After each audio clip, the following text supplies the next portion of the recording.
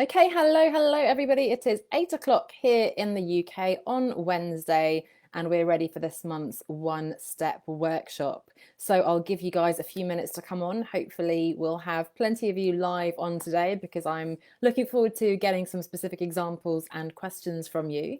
However, I know lots of you are also watching the replay, so a big hello to you.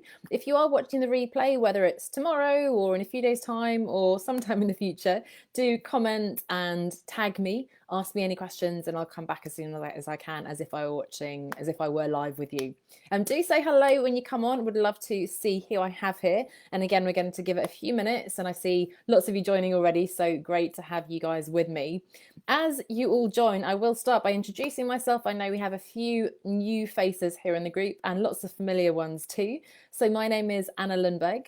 I'm running this group, the One Step Outside group, which you're hopefully an active member of. If you're new to the group, then I'm looking forward to getting to know you more. You should have received a message from me in your inbox. So if you can't find that, do check the message requests box. And if you don't know where that is, just send me a message and then we'll be connected. It's just a really good way for me to understand where you are in the process of perhaps leaving your job or setting up your business, and then I can point you in the direction of some resources for you. Amanda, great to see you. Isabella, I know I've been chatting already to you today, and I loved your questions that you guys had the last few days, so really glad you could join me live as well. So we run these workshops once a month. It's a free session. It does usually run for an hour. As you'll find, I'm pretty good at just talking and talking, and tonight is no exception. It's a pretty exciting topic, I think, hopefully one that resonates, and it seems to have resonated with quite a few of you. So really looking forward to this. But it's a workshop running every month, and every quarter we have the 5 pillar escape plan workshop, which is 5 nights in a row. But this one, don't worry, it's just this one evening. And I am going to talk a little bit about the business accelerator at the end, because I think that's something that could be interesting for a few of you here in the group, and then we can always chat offline afterwards. Patrick, great to see you. I'm really glad those of you who were very active in fact, Patrick was one of the people who suggested this topic, so really happy to see you here. How are you all doing? I hope you're doing well wherever you are in the world, however locked down or liberated you are right now. Things are getting a little bit freer here in the UK, but still a bit of a strange situation. So I hope you're staying positive. I know there are lots of ups and downs. I've certainly been having a few trickier moments these last few months, but focusing on my work and helping you guys, and hopefully you're all here and focused as well on talking about what we're talking about tonight. Paresha, great to see you. Oh, so lovely to see all these familiar faces. I miss these guys. I used to do these once a week, I have to admit, but I think once a month, we all have plenty of things to be getting on with, and there's a lot of other resources to be digging into in the meantime. Well, let's get started. As I said, I tend to talk a lot, and this is going to be no exception because the topic is building a coherent brand around different ideas. And I realized in preparing this, and I have several pairs of notes, so not to intimidate you too much, but I realized that this is really the core of what I do, actually. Those of you, and I know a couple of you are my clients and we're working together, will know that this is a passion of mine to help you bring together your different interests and skills and passions, and both for your own sake to build something that's authentic and a strong vision for you that's going to work for you, for your lifestyle, for your career goals, but also then to communicate that in a really coherent and cohesive way, which, let's face it, becomes about your elevator pitch and your social media channels and your website and so on. So really, this is the heart of what I'm doing. And I saw lots of you loving the post about Ikigai earlier today. It's something I've talked about before. In fact, I did a whole 5-day challenge on, I think, a couple of years ago, and it's definitely a part of all of my programs. If you're not familiar with it, do check out the graphic, but it's really a Venn diagram, as we remember from school, where you have the 4 circles of the skills, the things that you're really, really good at, skills and strengths, your interests, the things that you love doing, that you really enjoy doing, the different ways to contribute to the world, I suppose, different ways of talking about this, but the mission, the causes you believe in, the things that the world really needs, and then importantly also the things that you can monetize, that bring you money. And when we do this exercise, and I know a couple of you are at this stage at the moment, it can be quite off-putting because it can feel very fragmented. There's all these ideas, and I get clients saying, and I just don't know what to do. I've done this ikigai, I've mapped all this out, it looks great, but now what? Now what on earth do I do? In fact, I had a couple of people contact me just the other week saying, look, I've done all these exercises and I have all these ideas, but now I'm just overwhelmed and I'm procrastinating, and how on earth do I choose one? I'm glad it was new to you, ikigai. I'm calling you ikigai already. I'm so obsessed. Patrick, I'm glad the concept of ikigai was new and that it's really resonated. So hopefully you'll enjoy this week. Do check out the podcast episode on Thursday that goes into more detail. But it really is as simple as it looks. Now, obviously, it's a bit more complex for us to bring that to life, but it's certainly a really useful framework that, again, I use with my clients a lot. But the point of raising the ikigai, and I think it's good timing that that sort of coincides with this workshop tonight, is that we don't have to choose just one idea. The beauty of especially working for yourself and creating, designing your own business, possibly businesses, is that you can weave together these unique skills and passions and causes you believe in and so on into a business or several businesses that really tick all those boxes for you. So that's really exciting. And, I don't help people find a job and apply. And yes, I do help people with their LinkedIn and so on, but I don't help you optimize your CV, nail the interview and so on. And I don't think, in fact, we would find the incredible work that you guys are all doing and planning to do and so on in a job description. It just doesn't exist. So without being too negative, probably our dream job and career doesn't exist out there, which is why we're here creating it, which is why it's so empowering to be able to take this skill over here that I have and package it up with that client target where I already have a lot of experience, with this new thing I'm learning and with this other interest and so on. I have a client working in who's in the business accelerator actually, who's doing lots of work in communications, and she has really broad service offering that she's doing for particular types of organizations. And she said, hey, I've just been doing a photography course and I'm adding this into the mix. And that's really exciting. If you can find some new area that you're really interested in, you can upskill and then add that into the mix. So the beauty is we can weave all these together. Now, the question is if we should weave them all together, and that's perhaps a different question. For tonight, I'm assuming, and please tell me if I'm wrong and then I'll help you out after the session, but I'm assuming that you guys do know what your different ideas are. And I'm hoping you're going to throw them at me so we can really dig into them and kind of workshop around them. But I'm assuming that you have 2 ideas, 3 ideas, however many ideas, they fit in your ikigai. You are already building a business around them, or you're already, bringing in income with them, or you just know these are the 2 things, these are the 3 things you're going to be working on. So I'm assuming you have that clarity. Now, don't worry if you don't, that's another exercise and another workshop we can do, and I can help you out there. But just for the purposes of tonight, we're assuming that you know what the ideas are, and the question is just how on earth do I, and should I even, weave them together? So those of you here, and I've seen a few of you pop on and pop out, are you clear on what it is you want to do? I know, Patrick, you gave me your little duo of things that you wanted to work on. Paresh, I know we've been working together. Isabella's clear: meditation, yoga, aerial yoga, improv workshops. Love it. Okay, so Patrick, you've kind of got them, but one's not quite clear yet. Great. So the rest of me, let me know. And again, if you're watching the replay, let me know just so we know where you are. Yeah, filmmaking and digital marketing. Great. And so we're going to be really getting into the detail as to the criteria that you can use to decide, should I be weaving them together and so on. But I'm really glad you're sharing your specific examples, because that will help us all. And do, by the way, comment on each other's. If you have any suggestions, I'm not by any means the sort of all-knowing guru. So if you guys have ideas, then by all means do share them. But let me know, again, if you're watching live or watching the replay, let me know if you're clear on your ideas and how, and the question now is how to bring them together. So Paresh, I know you have a very clear focus, don't you? Tax, accounting, notary. For those of us who are lay people, that feels pretty cohesive already. Amanda has virtual, so paralegal services to attorneys and small firms, but also then business coaching for paralegal entrepreneurs. And Amanda, I think you were saying the business coaching was a bit less formal, and perhaps the paralegal service is a bit more corporate and so on. So that's an interesting nuance. Great, so keep them coming. So what I wanted to talk about first of all is that, and it's a very simple point, but I think an important one. We're talking here about your brand, and if you know my story at all, I used to work at Procter and Gamble, and for us, the brand was what do you want your product and service to stand for in the hearts and minds of your consumers. But the point for me is that it's your vision here for the future. It's, for all intents and purposes, for us in terms of our ikigai, it's where we're moving towards.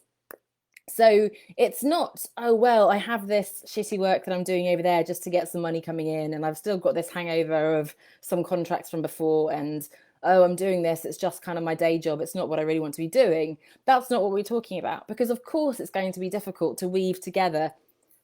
I'm not saying this is necessarily applying to you, but if I really hate my day job and it's not at all what I want to do, there's no reason for me to develop a personal branding website that talks about my incredible, awful day job and tries to force fit that into my new passion. That doesn't make sense. That seems quite obvious. But, you know, initially I was doing a lot of marketing consulting with corporates. And in fact, I had Crocus Communications, I still do, a website for that marketing consulting. I had Wolf Leaders Academy, which was a business a friend and I set up, which was helping new graduates, ironically, set up in their career successfully, how to succeed in your first job. We wrote a book on Amazon. And then I had One Step Outside. And I had these three things, and I was constantly trying to think, how on earth do these fit together? My main website sort of had those three portals, and it kind of made sense. But I always realized, well, I didn't always realize, but I eventually realized that I was trying to hold on to my safety blanket in a way. So the digital marketing consulting was my previous world, and so was the new hire graduate work. So my co-founder and I realized, but hang on, this is kind of the stuff we're trying to leave. And so forcing that into my beautiful One Step Outside brand just didn't make sense at all. Hi, Mohammed, great to see you. So it's important that you're thinking here about how you're weaving together your future vision. So whether that future is 1 year from now, 3 years, 5 years, 10 years, this is what you're working towards. Yes, don't worry, we've only just gotten started, so you're just here for the good bit, Mohammed. So think about your vision. Again, your brand is your vision for where you want to take your business. So don't try to weave in, you know, if I happen to have some clients in my old work, they're not going to dump me just because my website doesn't mention the specific service I'm doing. Maybe in the past I was doing more admin work, and now I'm adding more social media stuff, or I was doing social media and now I'm adding coaching. Who knows? But there's no reason for you. Everything you're doing online should be in the direction you're moving towards. If that makes sense. Does that make sense? Is that sort of surprising to you? Do you feel like, did you think that you should kind of force fit everything together? Because what I find with clients is, you know, let's say LinkedIn, most people use LinkedIn as kind of a snapshot, if they use it at all, of their current work. And it's very much, you know, like a CV, and this is my job title, I'm this boring title at this boring company.com, and that's it. Whereas actually the power of LinkedIn is that you're talking to your ideal audience, especially as an entrepreneur, as a business owner. You're weaving a story and you're thinking about the direction in which you're trying to go. So I'm almost speaking as if, it's almost like fake it until you make it. I'm speaking as if this is the work I'm doing, and then I'll attract those people, and then eventually I will be doing that work. Yes, says Amanda. There you go. So this is really interesting. So my security blanket is the paralegal work, but it doesn't satisfy me anymore. Or do I need to focus more on a legal niche that I enjoy? So this is really interesting. And as much as I said, let's assume that we know already the ideas we're going to do and dive into that, this is really important. So let's just spend a couple of minutes on this. If you, like Amanda and myself, are still holding on to that security blanket, and in fact, this is something again and again clients say to me initially when we're working together, they say, yeah, so I'm working on this idea and it's going to be related to exactly to the work I'm doing right now. And, you know, it's a really good fit because this are the skills I have and I have the experience and so on. Great if you're excited about that, or if you're really impatient to leave your job and you just want to hit the ground running, you want to make money quickly, of course, leveraging your existing experience, network and so on is going to help you do that. However, more often than not, when we do the profound sort of reflection, deep soul searching work, we realize actually I don't enjoy that work, it doesn't satisfy me. And, you know, it can take time to realize this.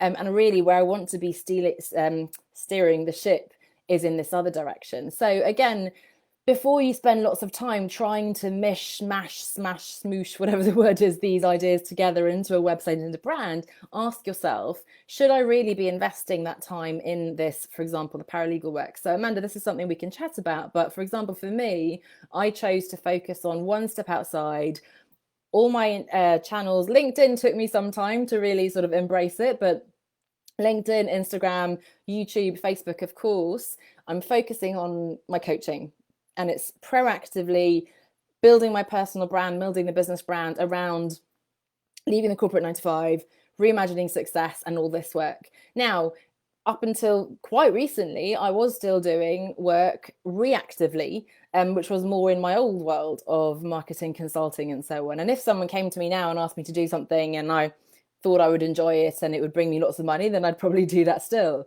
But it's not something that I would actively communicate. I'm not out there paying for ads to get digital marketing consulting work.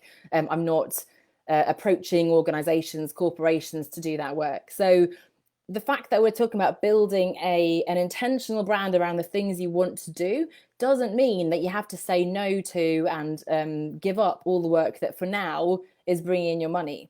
It's just, again, we're bringing an intentional brand here, and still behind the scenes, we can still work with those sort of less fulfilling clients and so on. So that's just something to bear in mind, that maybe you don't even need to smoosh all your ideas together, because maybe one or more of your ideas is still this sort of security blanket, and you don't actually need to. Maybe you have it just as a subsection on your site, but ultimately your plan is to pivot, and that's going to quickly or sooner rather than later get swept under the carpet. So Patrick's saying something similar. So something happens to me is that I kind of know what I want to do and where I want to go, but I feel like I have to learn more about it. Well, that's an interesting one, Patrick. So again, we could have a whole session on that. When are we ever ready? Right? We can always learn more. But the important thing to realize is, and obviously it depends completely on what you're doing, you're always going to be slightly better than somebody else. You're always going to be a step ahead of somebody else. So yes, you're not, the best guru. I don't know. I'm not going to criticize your filmmaking skills, but let's say you're not quite yet at the sort of award-winning 30 years of experience in this kind of filmmaking, whatever. Maybe you are, maybe you're not, but you are certainly better at filmmaking than I am, and many other people. And then it's about choosing a client who looks up to you, who sees a need for the work that you deliver, and who you can feel confident about. Hey, I can really help this person. They are absolutely clueless in terms of doing this, and they need X, Y, Z, and I can do that.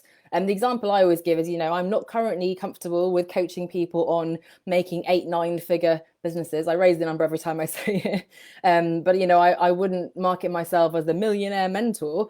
I haven't made a million. I don't necessarily think you have to have made it yourself, but certainly I would need some kind of confidence, credibility for myself to feel that I could do that. I also don't feel like we have to be the one guru in the world. I don't have to be Tony Robbins in order to have a successful coaching company.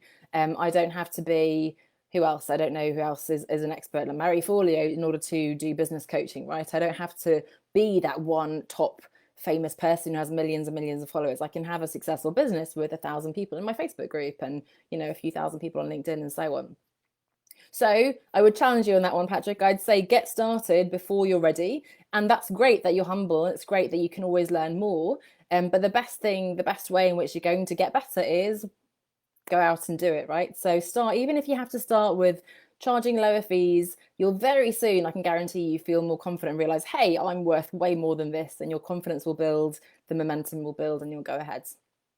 I'm really glad you've raised those issues. So first of all, yes, if you're still trying to force fit your old hat into your new, beautiful, exciting thing, maybe you don't need to, or maybe you just don't overthink it. You just kind of have a page for that thing and then you gradually transfer. In fact, I had a client I've just finished working with now who was doing a particular kind of freelancing work. And then she sort of has started adding, coaching as sort of one tab on the website. Now, perhaps ideally, you're going to ultimately pivot that. So maybe today you do 90% of this kind of work and 10% coaching. Well, in a few years' time, I actually want to be doing 90% coaching and 10% of this. So again, for you, Amanda, if you're doing mainly the paralegal work, let's say, then you can ultimately shift, that you're shifting in that direction.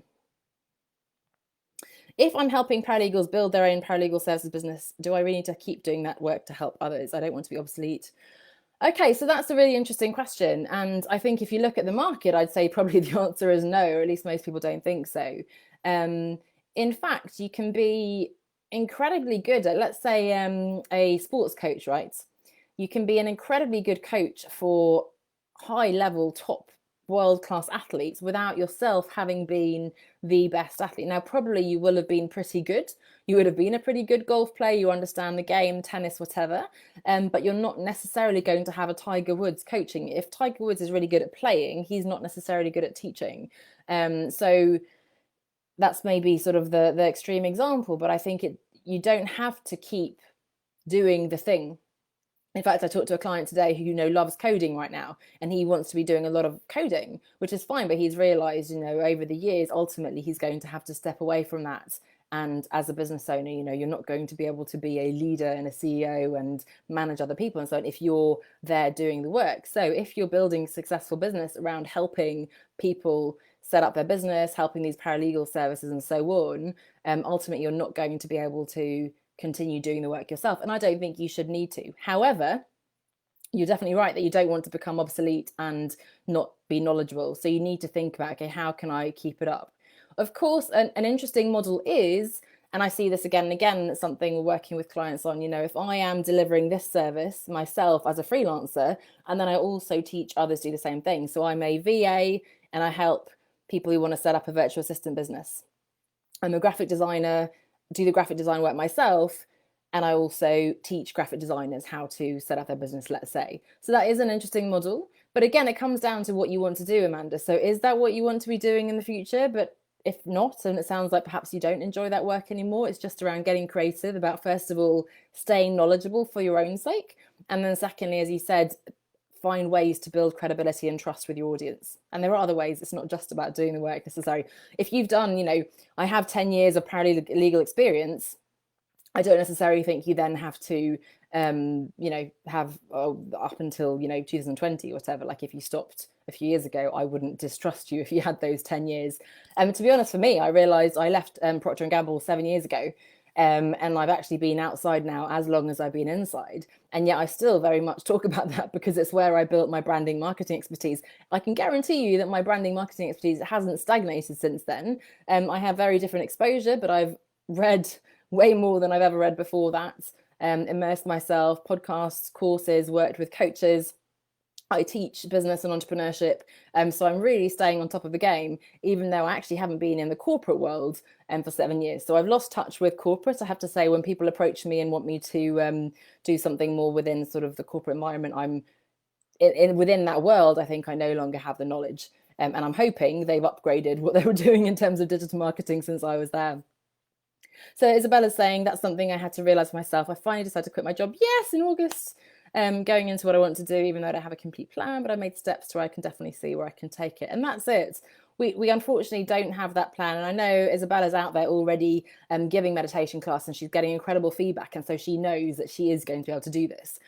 So that's the key for you, Patrick, as well. If you're not already doing it, just do it. Try it, whether it's for a friend, you do pro bono for someone. The classic example is you contact your dream company and you go, hey, I redesigned your logo for you. Here you go, have it for free, kind of thing. And then they'll go, wow, that's incredible. I love that. And the rest is history. You become a famous graphic designer. So that is interesting, Amanda. Before we move on, and I'm conscious that we've talked a lot about this intro, which is really important, but I do want to make sure I answer the questions that we had in the training copy as well. I think that's happening to a few people, Amanda, because some of the sort of traditional work we've been relying on is drying up, whether that is our day job and, obviously people being made redundant or furloughed, or just companies not doing as well as before because of really the global effects of COVID, or perhaps we were freelancing and I also had, again, my marketing consulting has, if not dried up, certainly reduced because of COVID as well. Now, luckily, I have then pivoted already into my coaching. I've diversified my income streams and it hasn't sort of affected me so much. But it's definitely, ironically, an opportunity when we realize that security blanket, the so-called secure guaranteed income, isn't as secure and guaranteed as we realize. Perhaps then that gives us a bit of a kick up the backside to actually go, you know what, I might as well focus on the stuff I really love doing. If I only have to work really, really hard, I might as well do that on something that I really love doing. I think any job is going to, certainly any business is going to take a lot of hard work. And it's going to be tough, and so we might as well choose something that we're really going to enjoy. Again and again, I have people saying, oh, I want to start a business, and I see this in lots of Facebook groups, and people tell me I should be a VA because it's really easy. Well, Is it easy to start a VA business? I don't know. It's a pretty saturated market. It could be great if you have the skills and you can position yourself and build your brand, but unless you enjoy that, why would you do that? Because you're just wasting time building a brand, building that sort of exposure and marketing and sales around VA services. And then a couple of years down the line, if not earlier, you're going to find that boring and want to do something else. So much better to take the time to work out what it is that you want to do. So I think I was talking about your brand being the vision for the future. So this seems like a topic in itself that perhaps we can do a separate training on. If you guys want to talk about it more, then just ping me and we can always have a call on that. But it's definitely something I think that is the foundation. Again, those of you watching the replay, if you're stuck on this too and you're beginning to question, hang on, should I even be weaving these ideas together? Then that's something definitely to get clear before you spend more time on the executional stuff. So actually, I'm really glad that we spent the first half of the training on this, because I think that's really the foundation. And again, it's the core of what I love to do. It's what I'm trying to do for my own business and my life. And it's what I really want to help you guys do as well, to design that business around your ikigai, make it financially viable, yes, but also something that you're really going to enjoy, that's going to tick those boxes for you. So we have about half an hour left, so do let me know if you have specific questions to make sure that we answer the questions you came to the training with. But I want to talk a little bit about how do you bring those ideas together? How do you do that specifically in an elevator pitch when you're talking to someone? And then how do you do that on your website? And we're happy to pick up on a few specific examples. And by the way, I haven't mentioned, I was going to say at the beginning that this may have been something that's familiar to you, perhaps not ikigai, but this idea of bringing all these ideas together. I often talk about a portfolio career. If you've read my book, and I know a couple of you have, there's a whole section on people who are building the portfolio career, which is, I do this and that and this, digital marketing consulting and yoga instructor, charity consultant and adventure photographer, whatever it is. And you may have come across, and if not, then do check out Emily Wapnick. She has a TEDx talk which is on why some of us, or we don't all have a true calling, or something along those lines. She's got a book, How to Be Everything. She has a website around being a multi-potentialite. So she talks about us being a multi-potentialite. And she talks about also you can be a sequential multi-potentialite, which means, I'm first a marketer, then a coach, then an author, then a whatever else, a yoga teacher. Or you can be, I guess, simultaneous, that you can juggle the things together. So that's also something to think about. We don't have to do everything in one go. I'm glad I helped Amanda. And the other one is Emma Gannon as well, who's written multi-hyphen career. So that's about being a slashy. So I'm a digital marketer slash video maker, whatever it is. Yes, good, Patrick. So that's what we're going to talk about now. We're going to talk about social media pages and website and stuff. So let's have a look at that one. So the first thing is, how do I bring those ideas together? And there's a couple of different ways, and it depends on how these fit in. And I think it'll be different actually just looking at your initial ideas. Amanda, Isabella, Patrick, I think already yours that you've given me, and Parisha as well will be a bit different. Those of you who've joined maybe late, if you want to share with me, I've just lost my video. If you want to share with me your specific combination of ideas, then we can also sort of brainstorm together and workshop how that might look. But the first thing is, before we even get to the website and so on, is how do you even bring those ideas together? And one way, and this is something Emily talks about as well, Emily Wapnick, is finding an umbrella theme. So is there something under which this can all sit? So just looking back again, and I'm now going to have to do this on my very spontaneously, so I won't be as creative as I could be. So let's see. But well, I imagine, Amanda, if you were to continue with the paralegal work, then obviously there is a very clear umbrella for you. There is the paralegal services, just as one case you're doing the service, and in the other you're teaching others to do the service to some extent. So that's, for me, that is very cohesive if you did want to force those together. But obviously, as you said, it may not be your vision. Parisha as well for you, I think, with a tax, accounting, notary, there's obviously the sort of financial accounting heading there. And just going back to Isabella's meditation, yoga, I think that now all makes a lot of sense. But I think what's interesting, and I think, Izzy, we've talked about this, is to ask yourself, what's the common mission? And this is interesting for you too, Patrick, since your ideas are a bit more different. So what is it that attracts you to filmmaking, to digital marketing? What are you helping clients with? What's the A to B you're taking them from to? So it could be, and your umbrella, in fact, could be a client. So maybe my theme is actually that I work with expats in Geneva, or divorced women in Texas, whatever that might be, right? Or high-level executives in Fortune 500 companies.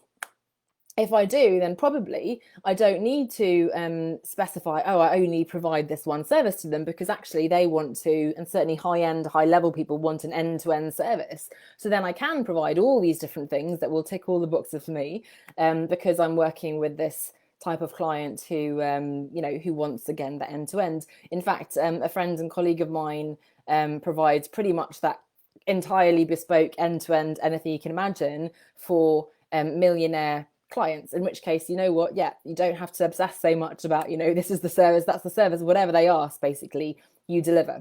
So maybe not to that extreme, but maybe your niche is, well, I work with paralegal entrepreneurs, and then part of that is business coaching, part of it is maybe having a team of paralegal assistants that they can use, and templates and courses and all sorts, right? So that could be the target.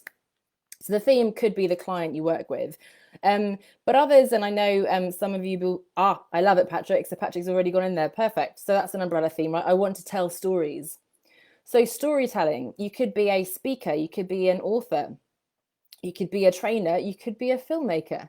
In digital consultancy as well, brand building is all around storytelling. So it could be then that your website is all around how you're this incredible storyteller. This is the story of my journey. This is why I'm so passionate about telling stories. This is how telling stories can be powerful for you and your brand. And I can do that by helping you with your videos, or specifically with your Facebook campaigns, whatever that is, right? So perfect, Patrick. I don't know if you'd prepared that before, but it's an ideal example of an umbrella theme. So is he saying being present? Yes, and that's really interesting. So improv is something that I used to do a lot of acting, but I have to say I never did improv, and that's really something I think would challenge me. But I can see how that would require you to be really present in the moment, listening, really reading the context and understanding what's going on and how you're going to respond spontaneously. But I love that though. So being present, obviously all these catchphrases around mindfulness and so, but mind, body, physically, mentally, emotionally, whatever that is. So that's something maybe to work on, Izzy, in terms of, okay, what is that theme that they could sit under? But again, in your case, they really do sit nicely. Certainly there is a way in which to weave them together, and it makes sense to have them in the same place. So that's the first way of doing it, right? An umbrella. Now, potentially if Patrick hadn't come up with this fantastic story making example, it could have been that actually, digital marketing and video making, they're so different that there's no way I can smush them together. This one, I want to do digital marketing for big corporations like Procter & Gamble, and filmmaking, I just want to do creative things for whatever adventures that are around. That's, completely separate. So I'm just going to always have those two ideas, and that's okay. I'm a filmmaker and I'm a digital marketing consultant. Done. That's a possibility too. Now, a third possibility is that perhaps your different ideas aren't actually different ideas after all. They're just different ways in which you're executing them. And I know one of my clients who's hopefully watching the replay tomorrow, we were looking at mapping out all her different ideas, again on the Ikigai. And she felt a bit sort of fragmented. There's all these different ideas, and how on earth do I choose, and so on. And what we realized when we looked closer was there was one clear idea, one mission that when we talked, she said, you know what, actually, I've always wanted to do this, and I can see why that would be perfect for me, and so on. The other things were just ways in which she could bring that to life. So coaching, training, writing, speaking, these might seem like different ideas, but they're just different ways of delivering your service. Or potentially they're different ways in which you're marketing your service as well, right? So if my mission is storytelling, I could have a host of different services under there. I could be, again, an author, a speaker, a video maker. I could be all sorts of things, right, under that storytelling heading. And I think that is a great example. So it may be, again, that your ideas are just different ways. And again, for Izzy, if you think about yours, understanding, why is it so important to be present? Who are the clients you're working with, and what is their end goal? What's the result they're after? And then based on that result, okay, well, one way in which you can get that is by meditating. Another way is to do yoga. Another way is to do improv. And we have this kind of menu of items that we can sort of throw at you and use depending on the situation.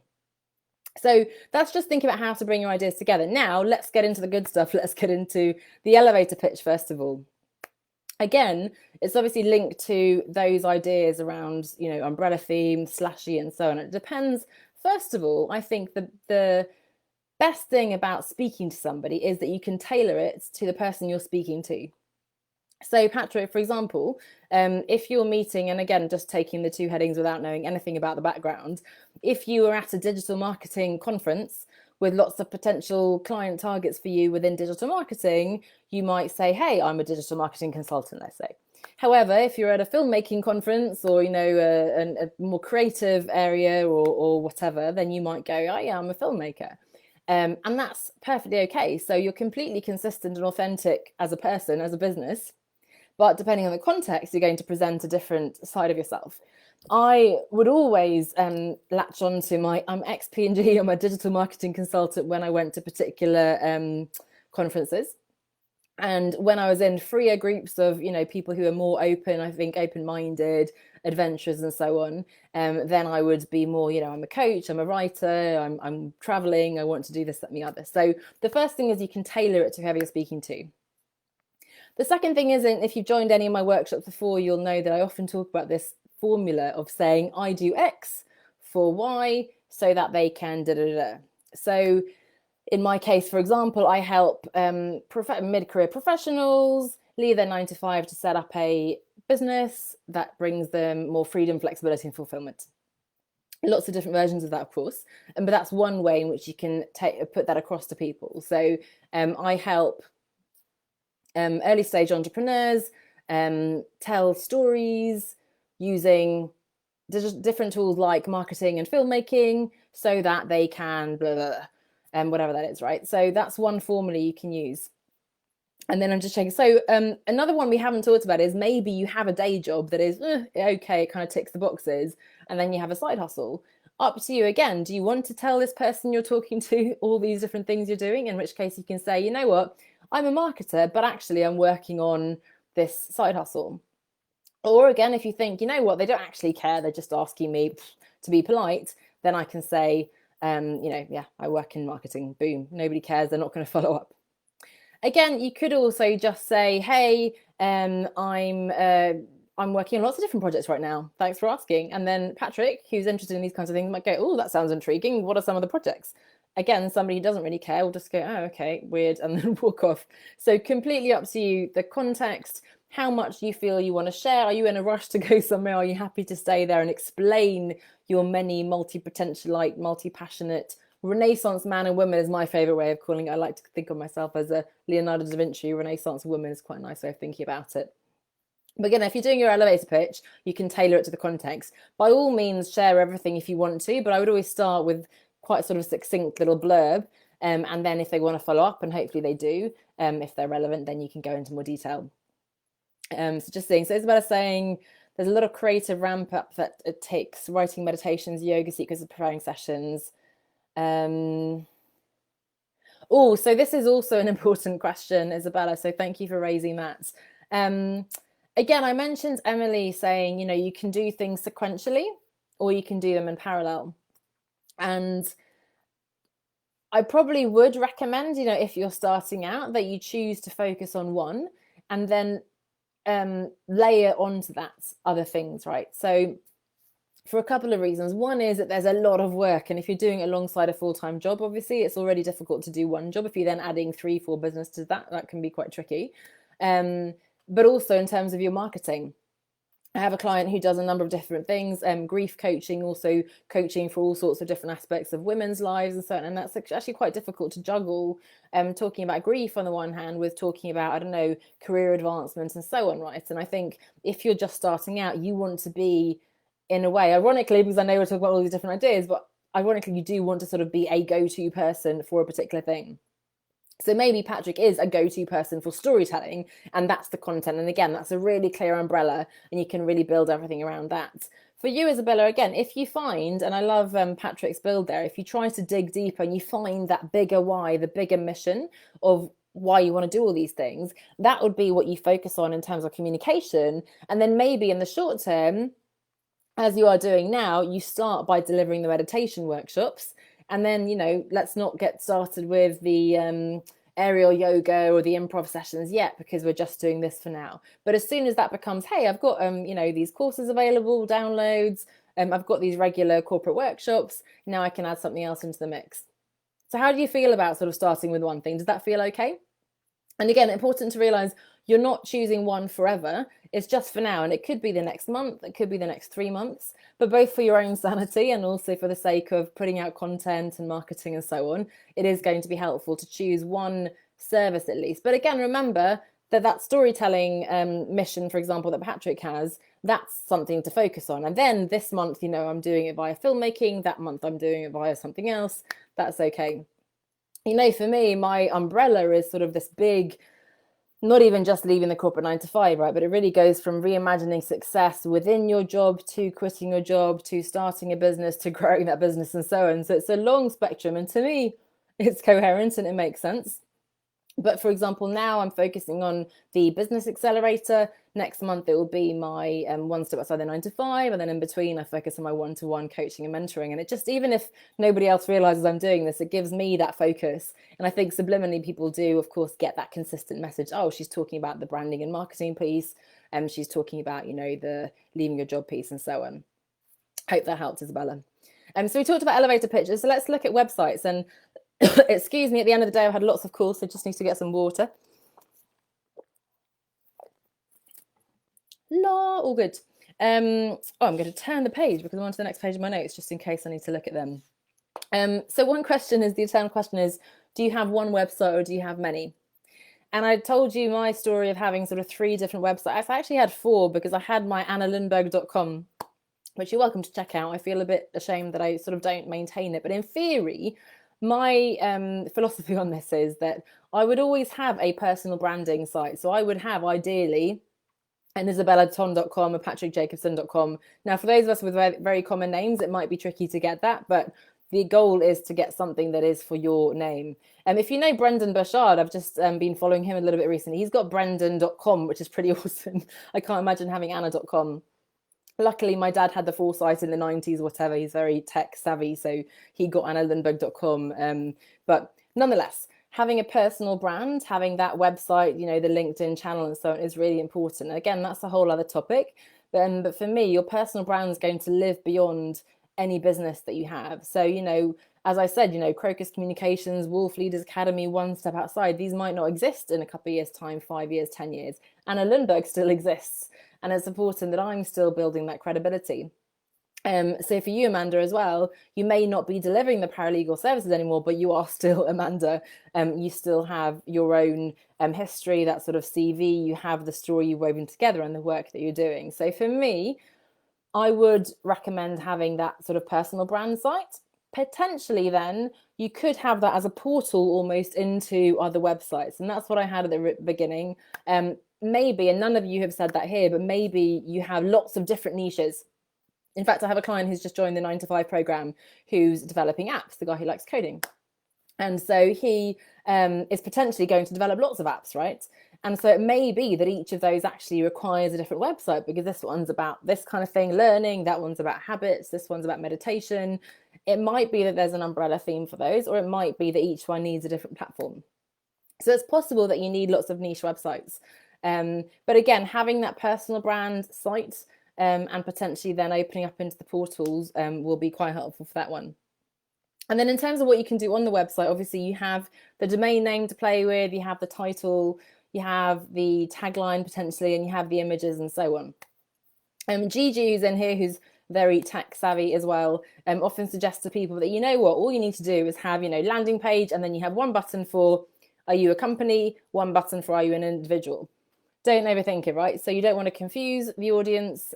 So if they come to your site, look, yes, this is me, click, go there, or yes, that's me. So let's say an Uber or an Airbnb, right? Are you a host? Go there. Are you a guest? Go there. Are you a driver? Go here. Are you a passenger? Go there. It could be that simple. But I want to dig in, and this is where I want to really look at my notes, because I thought it would be helpful. And again, please ask me any questions now as we're nearing the end. Boo-hoo. Some questions to ask yourself as to how you should go about doing this. And again, give me your specific examples.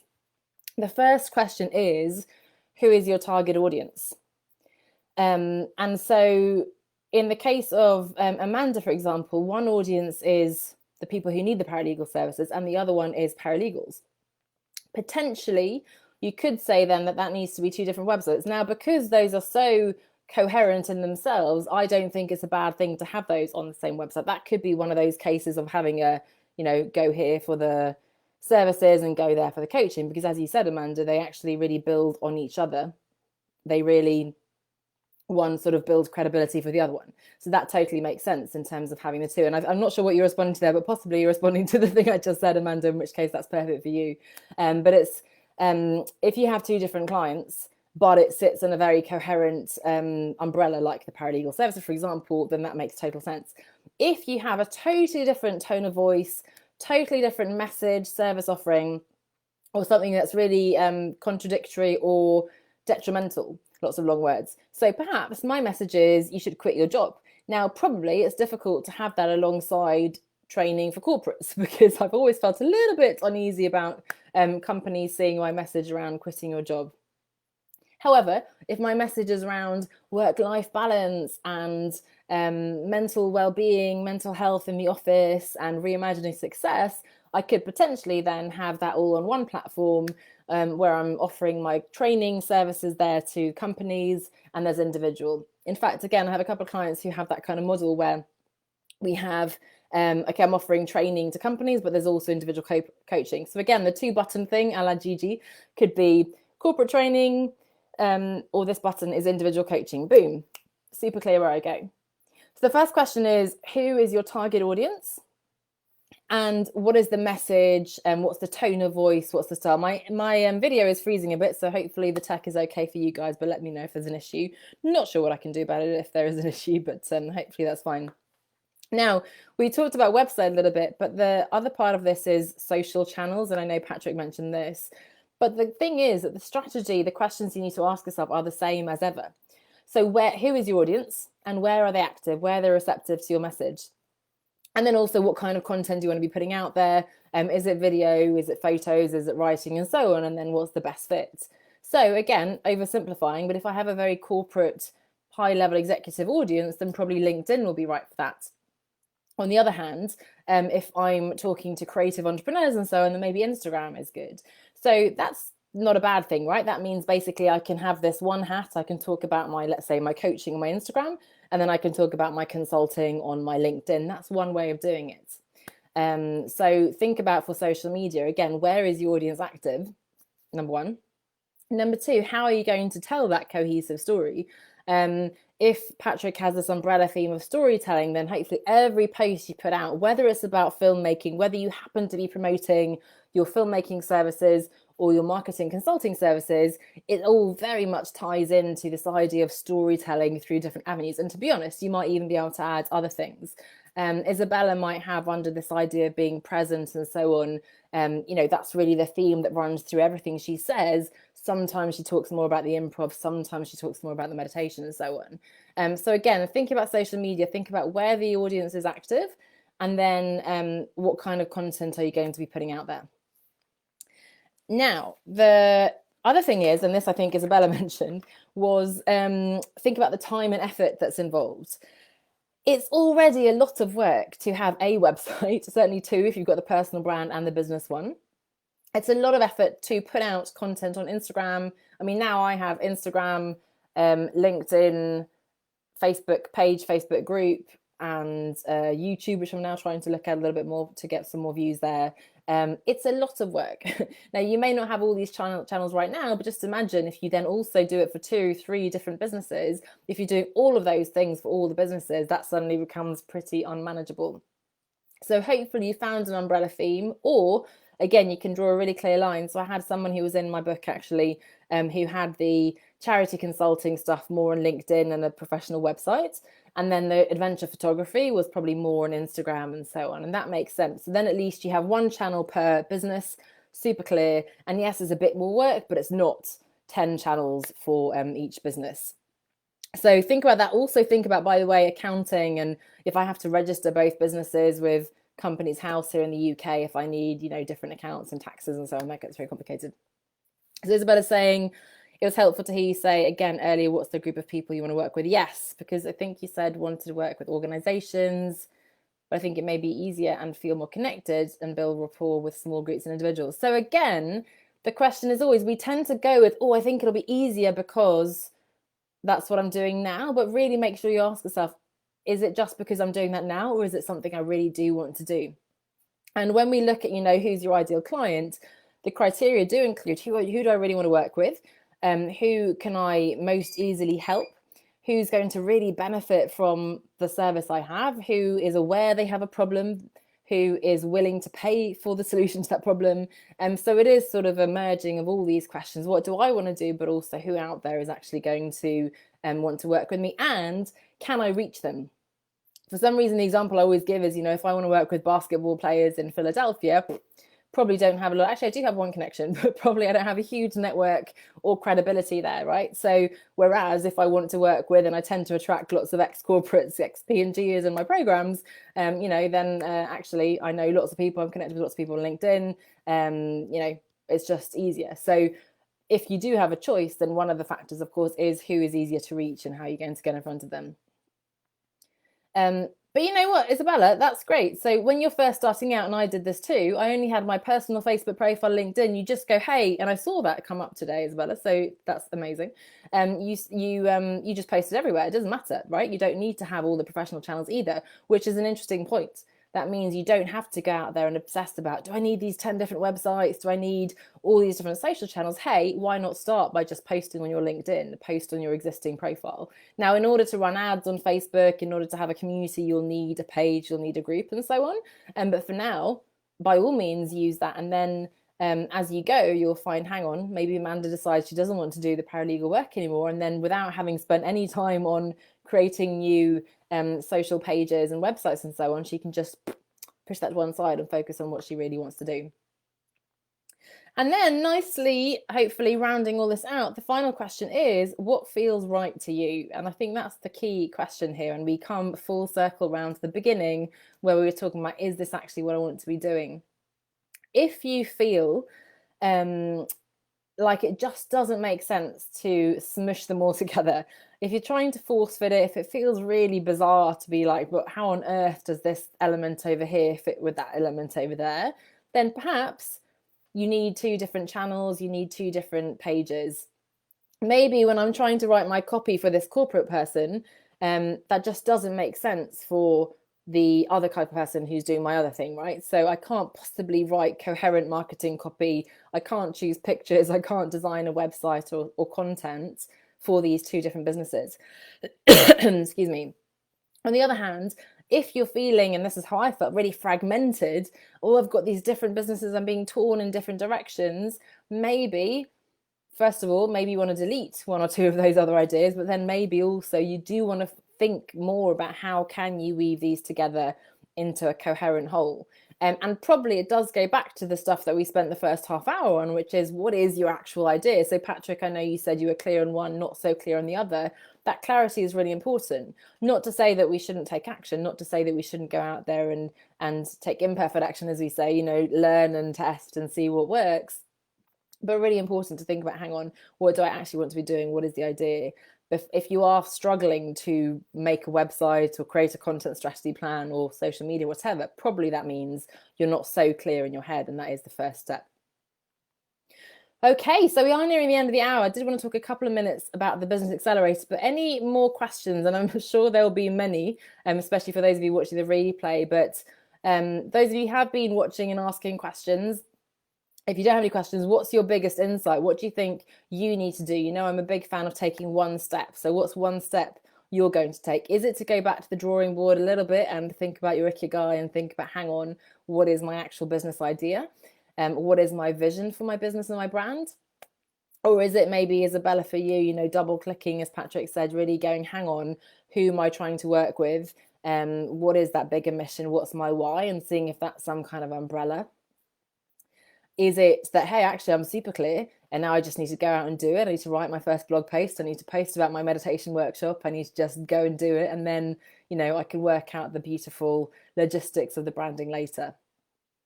So let me know what your 1 step is. And yeah, Patrick's saying, yep, that's what I need to figure out. In the meantime, I will mention, and there'll be more information about this in the coming days, the Business Accelerator. It's an ongoing mastermind coaching, mentoring program. For those of you who do know more or less, what your business is, this is the work I'm doing, these are the clients I'm working with. You've probably got your website and your basics up and running and so on, but you haven't yet replaced your full-time income. So you do know what you're doing. You know that this is the business you want to be doing. You know that you're not going to be going back to a full-time job anytime soon, but you want support and a community to help you to do the kind of things that we've been talking about today. So build a coherent brand, market and sell your products and services, make it all work in terms of work-life integration. That's really critical. Working on your mindset as well. So we talk a lot about confidence and resilience, and perhaps looking at your business model as well and refining, strengthening, diversifying, and so on. So if you've been part of the community for a while, I talk about the 5 pillars of a sustainable escape, a sustainable business, and that is a clear personal definition of success. So I know that's something that a few you need to figure out.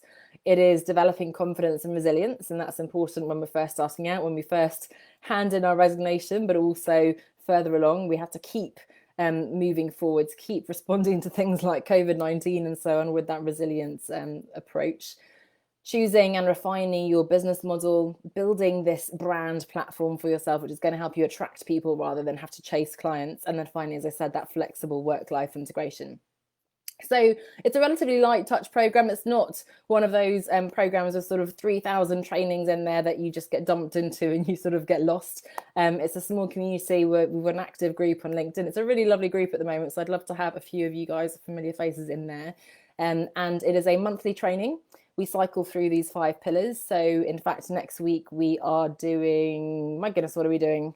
I've lost the topic, but we're also every quarter doing a quarterly goal setting session. So we set the goals for the next quarter and for the year in January as well. We review the results of the previous quarter, and that's something we do. So we have an extra double whammy session next week. And in fact, I think we're looking at the personal definition of success. So we've come full circle. We started in January, we've worked through the 5 pillars, and we're back to pillar 1, which is really important. So actually, we're looking at revisiting your vision, revisiting your brand, when you're a bit further along in the business. So again, there's a monthly training topic on one of those pillars, and usually in fact always I've asked the group, what are the things you're struggling with, what are the questions you have, what are you prioritizing right now, and how can I best design something that's going to help you. We have a live coaching Q&A session, and then as I said, we have that really active LinkedIn group as well, which has been really a joy to be part of so far. People are so supportive of each other, and I can't wait for that to grow and become sort of more of a network as well.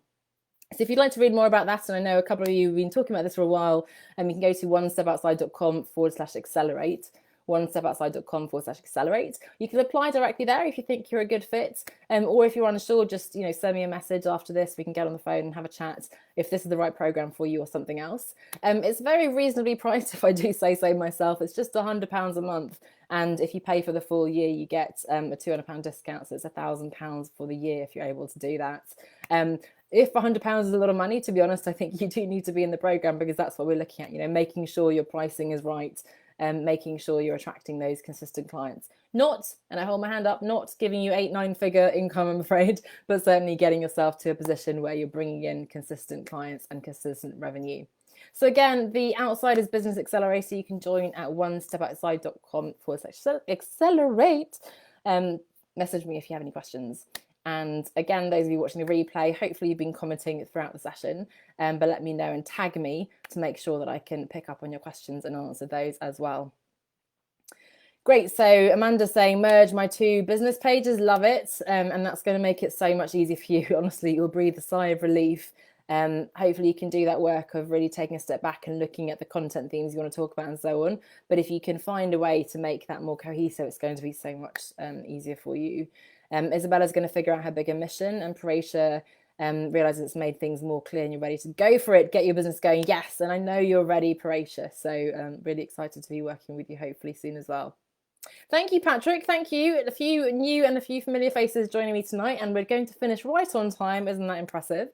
I love this topic. Clearly, there's so much more to say about it. So if you have things, Patrick, Isabella, Amanda, everybody, if you had anything that you feel like I didn't quite cover, Let me know every month. Of course, you have the opportunity to suggest and vote for topics that I'll cover. I do have a whole library of podcast episodes and trainings and all sorts of things I can throw at you as well, but I'd be really happy to answer your questions and tailor the next training to help you. But again, this is something, it feels like it's the core of what I'm trying to do, this Ikigai, helping you guys really reimagine success and design your business around that. So I hope it was helpful, not just from, hey, what do I do on my website, what's the domain name and so on, but really thinking about the business you want to have and how you want to manage that in your own life.